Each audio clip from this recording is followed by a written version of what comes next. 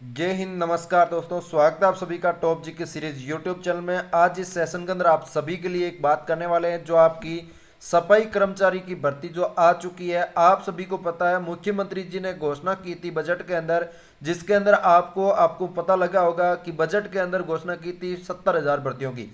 उसमें से 24,000 भर्तियां आ चुकी है आप सभी के लिए। एक साल के अंदर 70,000 के अंदर 24,000 भर्तियां आ चुकी है, जिसके अंदर 1/3/2024 को कल नाइट को ये नोटिफिकेशन जारी हुआ था। आज इसके अंदर डिटेलली एक्सप्लेन करने वाले हैं कब से कब तक फॉर्म भरे जाएंगे, क्या आप फॉर्म लगा सकते हैं, क्या आवेदन प्रक्रिया है, क्या इसके अंदर एग्जाम होंगे तो कैसे होंगे, सारी प्रक्रिया इसके अंदर हम बताने वाले हैं। सिलेक्शन प्रोसेस क्या रहेगी इसके अंदर, ए टू जेड संपूर्ण जानकारी देख लेना जरूरी है। देखिएगा, इसके अंदर बात करें तो आपकी 4 तारीख तीसरा महीना, मतलब आपका परसों से आपका फॉर्म स्टार्ट हो जाएगा और 24/3/2024 तक फॉर्म भरा जाएगा। कुल मिला के आपको 20 दिन का समय दिया जा रहा है। उसके बाद बात करें तो आपको इसके अंदर आप फॉर्म भरने टाइम कोई गलतियां हो जाए तो आप 27/3 से लेके और 2/4 तक आप फॉर्म में गलतियां सुधार भी सकते हो, ये इसके अंदर दे रखा है। और ये ऑफिशियल जो वेबसाइट है आपकी, जो आपके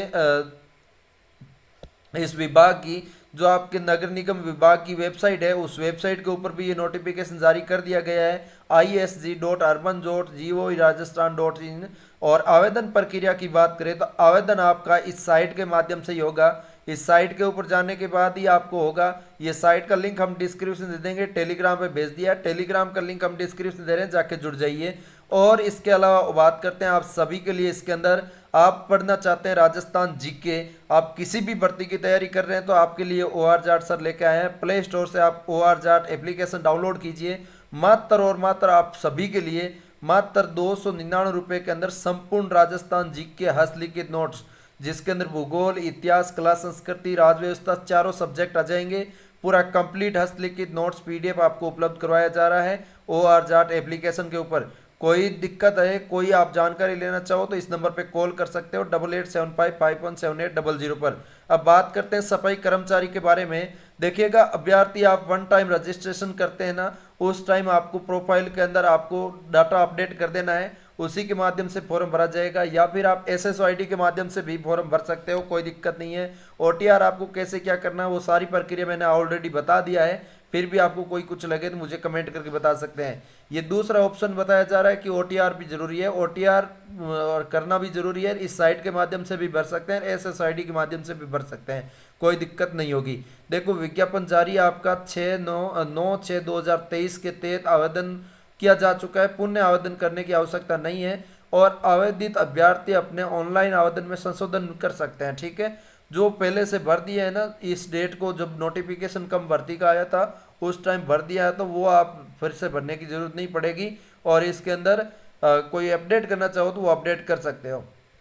इसके बाद बात करें आवेदन ध्यान देने की योग्य बात क्या है, आपको एप्लीकेशन ID प्राप्त नहीं हुआ है तो अर्थ इसका आवेदन पत्र जमा नहीं हुआ है, आवेदन पत्र प्रीव्यू अपने सबमिट नहीं माना जाएगा। ठीक है, ये स्पष्ट कह दिया इन्होंने। इसके बाद आवेदन शुल्क की बात करें तो इसके अंदर आपको आवेदन शुल्क जयपुर 19/4/2023 के तहत अभ्यर्थियों को एक बार ये पंजीकरण करवाना पड़ेगा। RPSC की साइट के ऊपर SSID के माध्यम से एक बार पैसे लग रहे हैं वही लगेंगे, बार बार आपको फीस नहीं भरनी पड़ेगी।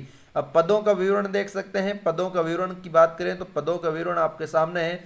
जयपुर ग्रेटर की 3670 पोस्ट हैं, जयपुर हेरिटेज की 707 है, चौमू की 171, सांबर की 59, चाकसू की 64। आप अपने क्षेत्र का देख लीजिए कि आपके क्षेत्र के इसके अंदर नाम है या नहीं है, आप अपना लिस्ट चेक कर लीजिए। लिस्ट के अंदर आप काफ़ी लंबी लिस्ट देख पा रहे हैं। लिस्ट आपके सामने 186 टोटल जगह का नाम लिखा हुआ है। इन जगहों के ऊपर इतनी इतनी सीटें अवेलेबल है, आप अपनी जगह के हिसाब से फॉर्म लगा सकते हैं। अब इसके अलावा बात करते हैं इसका सिलेक्शन प्रोसेस क्या रहेगा।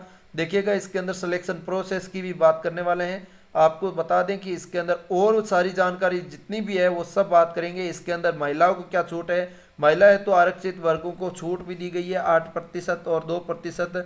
इसके अलावा इसके अंदर जो आपको 8% है विधवा को दी हुई है, 2% है जो आपका परिपक्व महिलाओं को दी हुई है। इसके अलावा और बात करें इसके अंदर अलग अलग कैटेगरी वाइज लोगों को छूट भी दी गई है। भूतपूर्व सैनिकों को भी छूट दी गई है, उत्कृष्ट खिलाड़ी जो है उनको भी छूट दी गई है। और इसके अलावा बात करें आप सभी के लिए इसके अंदर उत्कृष्ट खिलाड़ियों के अंदर कौन कौन से खिलाड़ियों को छूट दी गई है वो यहाँ पे छूट के खिलाड़ियों की लिस्ट देख सकते हैं। इस लिस्ट के अंदर आपका भी नाम आ रहा है तो आप अपना चेक करवा सकते हैं, देख सकते हैं।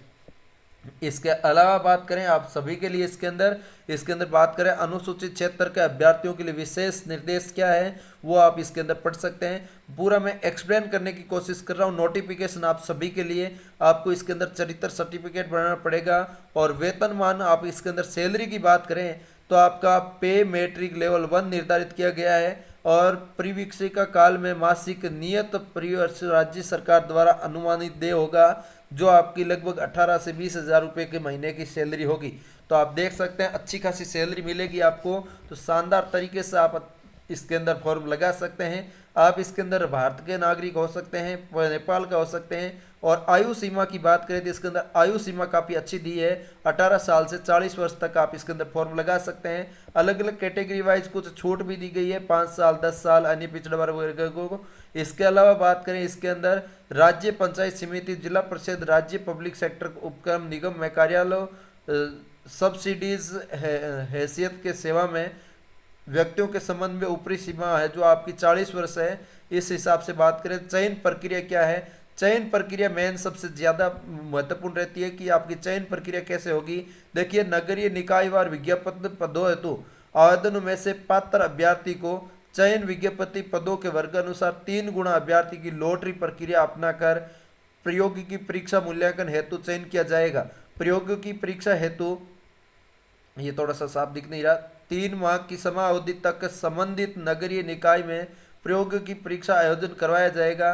प्रयोगिकी परीक्षा मूल्यांकन में निर्धारित मापदंड तथा उपस्थिति, अनुभव, अवधि के अनुभव, स्थान, कार्य विशिष्टता के आधार पर योग्यता, कार्य कुशलता और कार्य इत्यादि के अनुसार प्राप्त अंकों के आधार पर वरीयता अनुसार वर्ग अनुसार विज्ञप्ति पदों की संख्या अनुरूप अभ्यर्थी को अंतिम रूप में चयन किया जाएगा।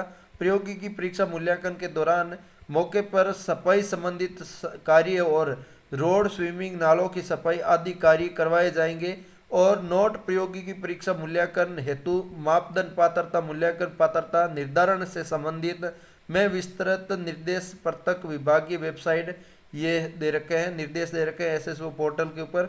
लेकिन मैं आपको इसके अंदर सीधी सीधी बात बता दूं कि आपकी सिलेक्शन प्रक्रिया क्या होने वाली है। देखिएगा साथियों, सिलेक्शन प्रक्रिया आप ये चाहते हैं कि मैं अच्छी कैटेगरी से आता हूं और मुझे ये सफाई वाला काम नहीं करना, मुझे कोई दूसरी नौकरी मिल जाएगी तो ठीक है, नहीं तो मैं प्राइवेट कर लूँगा, तो आप इसके अंदर फॉर्म जरूर नहीं लगाएंगे, मैं ये मानता हूँ। आप ये चाहते हैं मुझे कैसे ही करके कुछ भी नौकरी मिल जाए, कुछ भी, मुझे कोई शर्म नहीं है, मैं किसी कैटेगरी से कहीं से आता हूँ, मुझे कोई फर्क नहीं पड़ता, मैं तो इसको काम करूँगा और करूँगा। तो देखिएगा इसके अंदर चयन प्रक्रिया स्पष्ट कर दी है। जो फॉर्म भरेंगे मेरिट के अनुसार आपको 3 गुना को उसके अंदर बुलाया जाएगा, मेरिट के अनुसार बुलाया जाएगा। वैसे लॉटरी निकाली जाएगी, लॉटरी का अभी तक अर्थ समझ में नहीं है, मेरे भी लॉटरी का क्या अर्थ रहेगा वो समझ में नहीं है, लेकिन 3 गुना व्यक्तियों को वहाँ पे बुलाया जाएगा। उसके बाद वहाँ पे आपको बिठाया जाएगा, डेली 3 महीने तक आपको वहाँ से काम करवाया जाएगा। डेली नगर पालिका के अंदर आपके जिस क्षेत्र से फॉर्म लगाए हैं आपने, उस क्षेत्र से आपको वहाँ बुलाकर आपके 3 महीने तक वहाँ पे काम करवाया जाएगा। आपको बाकायदा उस काम की सैलरी वगैरह मिलेगी, कोई दिक्कत नहीं है। आप उस 3 महीने काम में सफल हो गए तो आपको कंटिन्यू फिक्स कर देंगे, अन्यथा आपको फिक्स नहीं करेंगे। जो काम करने लायक होगा वो तो वहाँ पर जाके काम करेगा, और जो काम करने लायक नहीं होगा, जो चाहता है मुझे काम ऐसा नहीं करना, मैं और कोई नौकरी कर लूँगा, प्राइवेट कर लूँगा और कर लूँगा, तो वो व्यक्ति वहाँ पे नहीं जाएगा। सीधी बात तो ये है। आप चाहते हैं तो फॉर्म लगा सकते हैं, अन्यथा मत लगाइए। मैं तो यही मानता हूँ जो इस काम को एक्सपर्ट हैं वही आप इसके अंदर फॉर्म लगाते हैं।